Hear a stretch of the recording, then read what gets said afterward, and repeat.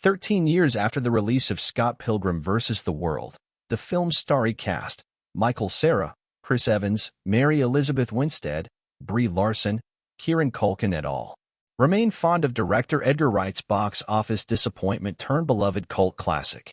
How fond? Wright tells EW that when he approached the movie's actors about reprising their respective roles on Scott Pilgrim Takes Off, an animated Netflix series from showrunners Bryan Lee O'Malley and BenDavid Grabinski, they took less than 3 hours to sign up. I basically said, I'm more than happy to ask everybody, recalls the filmmaker, who is an executive producer on the series. We had this group email with the cast that had been going since 2010. When the time was right, rather than go to everybody's agents, I wrote a big email. I think the subject was something like Scott Pilgrim to be continued. It said, so guess what? Bryan and BenDavid have written this new show as a continuation, and obviously we would love you to do it.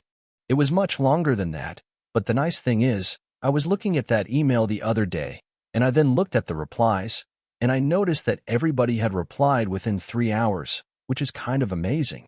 Most of the emails were like, I'm in. Laughs, which was really nice. Wright reveals that he was first approached about a new version of the Scott Pilgrim saga, originally detailed in O'Malley's graphic novel series, by Jared Luboff, a producer on the Universal distributed movie.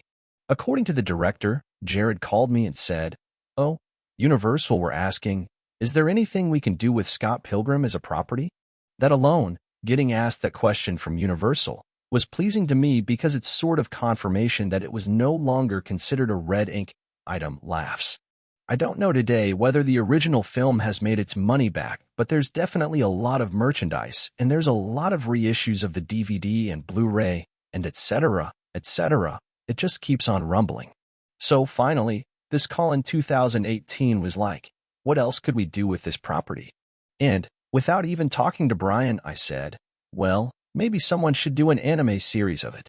O'Malley proved amenable to the idea and teamed with Grabinski to write a show which would be familiar to fans while also different enough to keep himself interested. As the former explains, I wrote this stuff almost 20 years ago. I couldn't go back and rewrite it word for word. I kept thinking, I have to tell the story of Scott Pilgrim in a world where the story of Scott Pilgrim has already been told and people know it. I had to kind of splash a new coat of paint on it and F around with it. Wright admits that when he first read O'Malley and Grabinski's treatment for the show, he thought, oh, this is bold. This is a wild idea.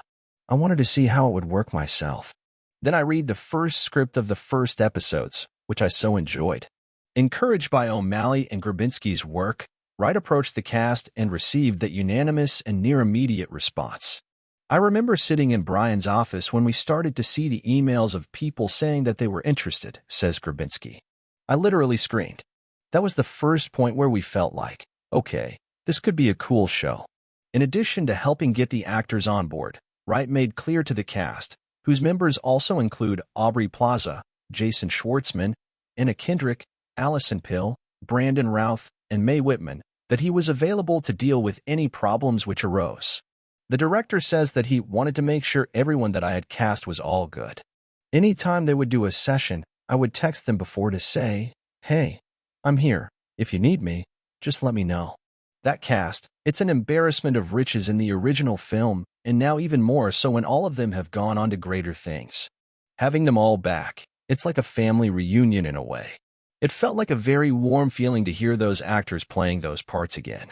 Because, obviously, nobody ages in animation, and so those characters can remain beautifully preserved in that magical Toronto time zone.